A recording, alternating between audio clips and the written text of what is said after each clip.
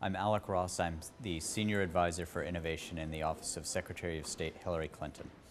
I'm in Dublin to support the work being done by the OSCE to make sure that fundamental freedoms that we recognize in the real world are also respected on the internet as our lives grow increasingly digital.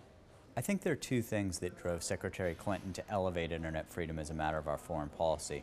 First, she witnessed what happened in Iran in June of 2009 when the Iranian government used the internet to oppress its people. First, it cut off access to the internet to its citizens, and then it began a process of systematically infiltrating, monitoring, and manipulating what happened on these networks. So I think the experience from June in 2009 in Iran helped to shape her views in this. The second thing is that she is passionate about development issues. She's passionate about people being able to move up and out of poverty and into the economic mainstream. And one of the things that she's witnessed is the role that the internet, and an open internet specifically, has helped propel economic growth over the last 10 years.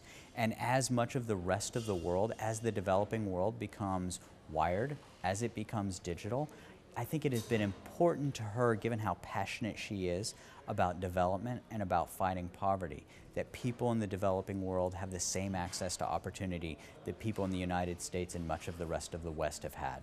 You know, a lot of people think about the internet too often in political terms. I would urge countries to think about this increasingly in economic terms. As a very practical matter, the global economy is in difficult straits right now, and we need to make sure that the internet remains open so that it then lends itself to the kind of innovation and economic growth that has propelled it as one of the single greatest engines of economic growth for the past decade. If you seek to wall yourself off from the global internet, or if you seek to impose rules on top of it, what you're doing is you are cutting off the oxygen to your economy. And that's an unintended result that I don't think any country wants. I think it's important to understand that as our information networks grow more ubiquitous and more powerful, they are no longer not going to be subjected to the scrutiny of all 195 countries on planet Earth. And as a very practical matter, I think that governments oftentimes are seeking to control that which has flourished without a heavy hand from government.